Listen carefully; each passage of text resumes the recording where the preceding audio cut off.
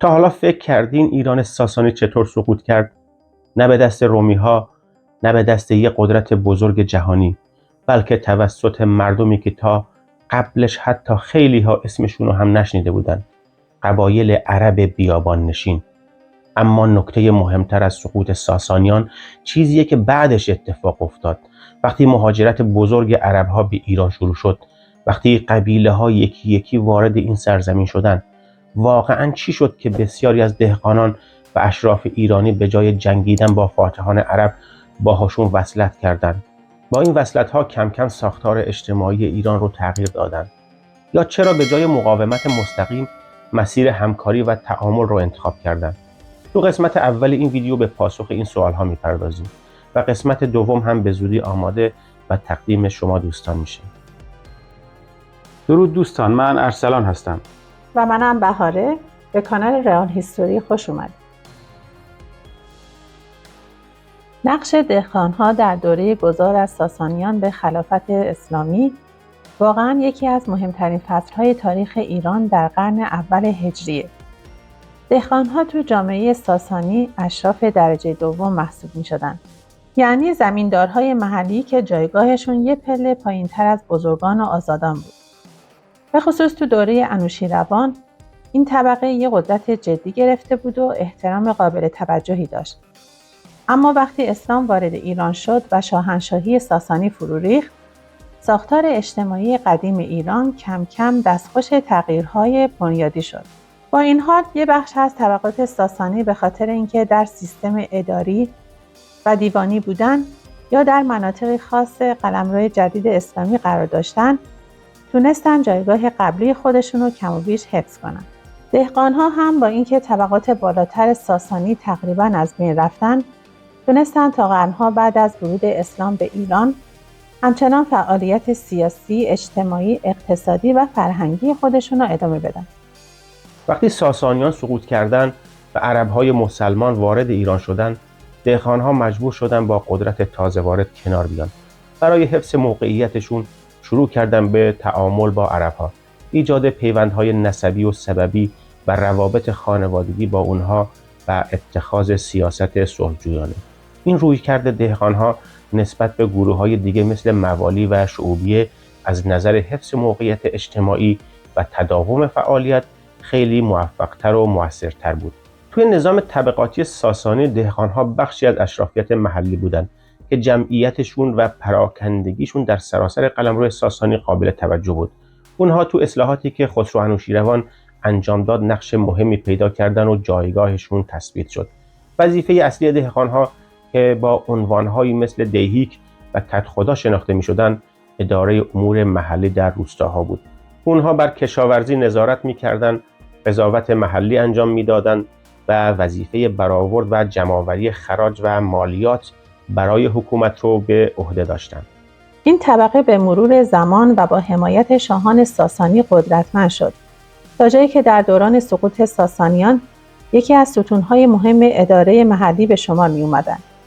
با فروپاشی ساسانیان و ورود عرب‌ها، دهقان‌ها برای حفظ جایگاهشون به سمت قدرت جدید رفتند. عرب‌ها هم که تجربه اداری و دیوانی نداشتند و شرایط و ساختار اقتصادی و اجتماعی ایران براشون ناشناخته بود، ترجیح دادن جمع‌آوری باج، خراج و جزیه رو به همون دهقان‌ها واگذار کنند. این کار فقط ناشی از ناتوانی اداری عرب‌ها نبود، بلکه یک تصمیم هوشمندانه بود که با جلوگیری از تحلیل رفتن نیروی نظامی به حفظ ساختار فتوحات هم کمک می‌کرد.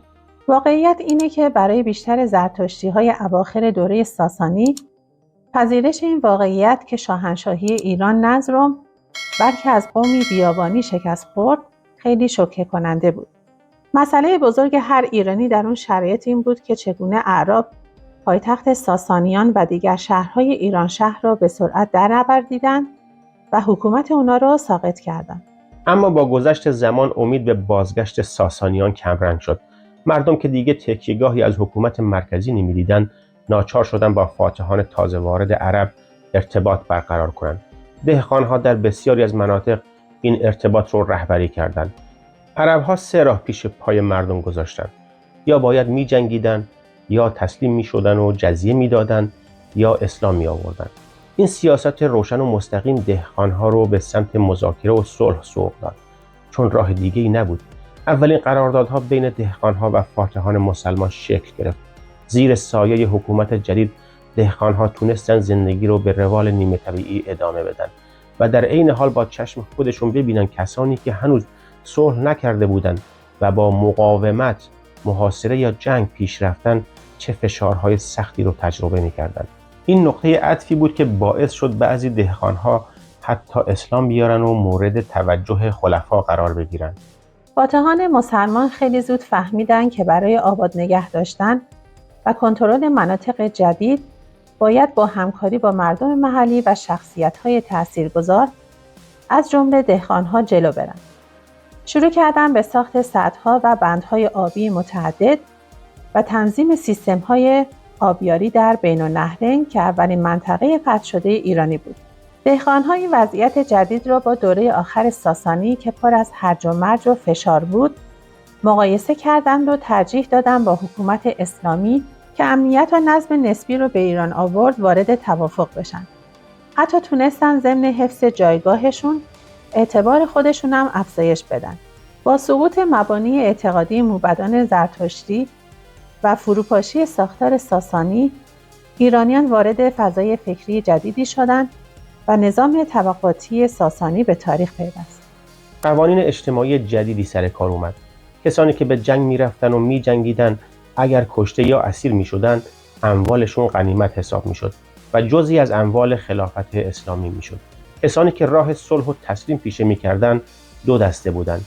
نخست کسانی که اسلام می آوردن جزئی از جامعه بزرگ اسلامی می شدن و از حقوق معمول مسلمان ها برخوردار می شدن. دسته دوم کسانی بودند که بر دین آبا و اجدادیشون می موندن.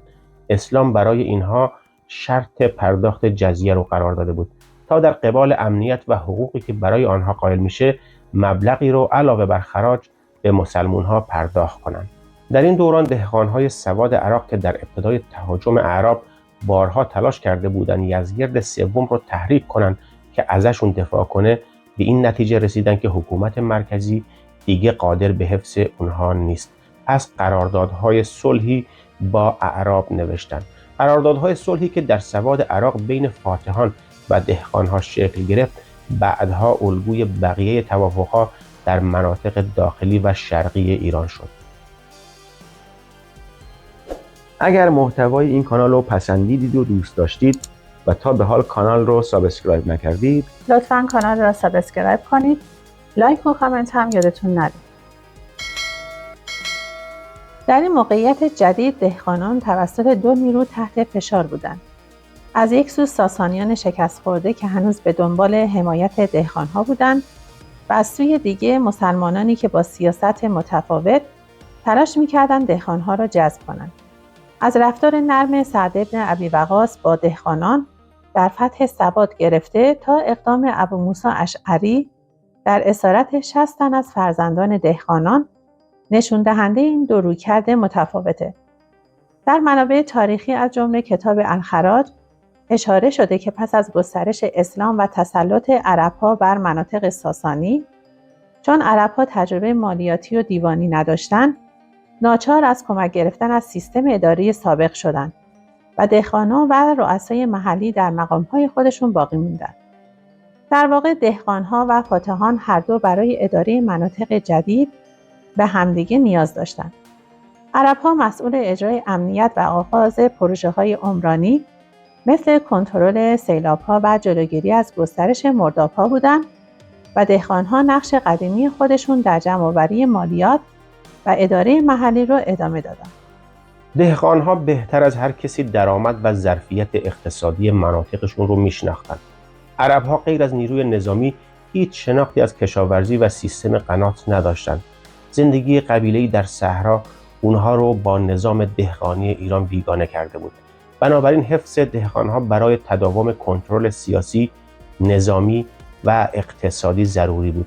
دهقانها به صورت ممیزان و تحصیلداران مالیاتی نظام جدید در اومدن و حتی در مواردی به منظور خوشخدمتی برای مسلمانان جاسوسی هم می‌کردند.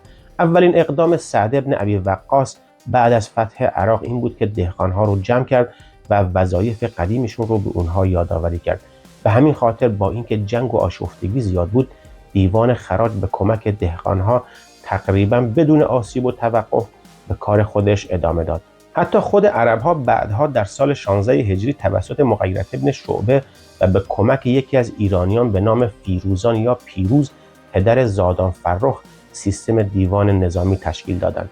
در سال 20 هجری هم خلیفه دوم دیوان اصلی رو بر اساس دیوان دوره ساسانی تنظیم کرد که در آن دخل و خرج‌ها ضبط می‌شدند. دهقان‌ها در این دوره گذار با کنار گرفتن از امیدهای بی‌پایه درباره بازگشت ساسانیان، تعامل با قدرت جدید رو رویکرد اصلی خودشون قرار دادن. عرب‌ها که نمی‌خواستن نیروی جنگی خودشون رو درگیر کار کشاورزی و اقتصادی کنن، بهترین گزینه‌شون استفاده از مهارت دهقان‌ها بود. در نتیجه این تعامل کم هزینه‌ترین و مؤثرترین راه برای ادامه تسلط بر ایران شد. یکی از نتایج مهم فتح ایران توسط مسلمان‌ها مهاجرت قبایل بزرگ عرب به بخش‌های مختلف این سرزمین بود. زندگی عرب‌ها قبل از فتوحات بیشتر حالت کوچ‌نشینی و واحه‌نشینی داشت. یعنی با اقتصاد دامداری، کمی هم تجارت و کشاورزی محدود به نخلستان‌ها. اما وقتی سرزمین‌های آباد و حاصلخیز ایران و بخش‌های دیگه فتح شد، یه موج بزرگ مهاجرت شکل گرفت. چه اونهایی که طرفدار خلافت بودن، چه مخالفانشون. همگی به سمت سرزمین‌های جدید حرکت کردند. در ابتدا این مهاجرت‌ها برای تقویت پادگان‌های نظامی مسلمان‌ها بود، ولی کم کم وقتی عرب‌ها وضعیت خوب اقتصادی و اجتماعی ایران رو دیدن، سکونت دائم رو شروع کردند. این سکونت در دو شکل اتفاق افتاد. یک عده در پادگان شهرهایی مثل کوفه و بصره ساکن شدند و گروهی دیگه در نزدیکی شهرهای بزرگ. بعضی از قبایل عرب زندگی عشیرتی و قبیله‌ای خودشون رو در مناطق نیمه بیابانی ایران ادامه دادند. حضور طولانی مدت این قبایل کم کم بافت جمعیتی و اجتماعی این نواحی رو به نفعشون تغییر داد. در این شرایط دهقانان که اشراف محلی و زمینداران ساسانی بودند، برای حفظ جایگاه خودشون به فکر ایجاد پیوند با تازه واردها افتادند.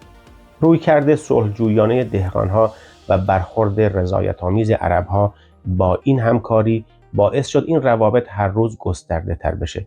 کم کم اشرافیت جدیدی شکل گرفت که از پیوندهای خانوادگی عربی ایرانی به وجود اومده بود. دهقان‌ها برای حفظ موقعیت خودشون به ازدواج با خانواده‌های صاحب قدرت عربی روی آوردند. این ازدواج‌ها هم برای دهقان‌ها اعتبار مذهبی می آورد و هم برای عرب‌ها زمین و املاک. نتیجهش ظهور نسلی تازه از اشراف دو فرهنگه بود که هم در جامعه ایرانی احترام داشتند و هم در جامعه عرب. دهقان‌ها حتی در برخی مواقع زمین‌ها و اموالشون را از طریق روش التجا به خاندان‌های عرب می‌دادند تا از آسیب مصادره در امان باشند. در ابتدای ورود اسلام به ایران ظاهراً پذیرش اسلام بیشتر توسط همین خاندان‌های مقتدر و شهرنشین صورت گرفته. ازدواج با اعضای دارای قدرت سیاسی یا قبیله‌ای راهی مطمئن برای پیوند زدن سرنوشت دهقان‌ها با آینده قدرت سیاسی بود. اگر بدون تعصب نگاه کنیم، اعمال دهقان‌ها در قرون اول هجری رفتاری واقع گرایانه بود. شاید کمی محافظه‌کارانه یا ترس‌آمیز به نظر بیاد.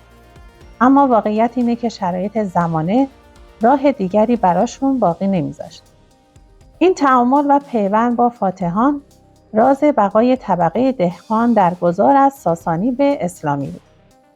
دهقان‌ها نه توان مقابله مستقیم با قدرت عرب‌ها رو داشتند، نه امکان تأسیس حکومتی مستقل. نقششون همیشه نقش واسطه بود.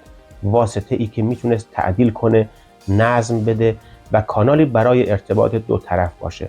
همین ویژگی باعث شد هویت ایرانی دهقان‌ها حفظ بشه. تفاوت اصلیشون با موالی هم دقیقاً تو همین نحوه تعامل با فاتحان اسلامی بود. تاریخ ایران فقط تاریخ جنگ‌ها نیست، تاریخ انتخاب هاست. انتخاب هایی که بعضی ها از سر ترس انجام شد، بعضی ها از سر عقل و بعضی ها برای بقا. دهقان ها هم دقیقاً در همین نقطه تصمیم گرفتن، نه رویارویی مستقیم بلکه سازگاری هوشمندانه.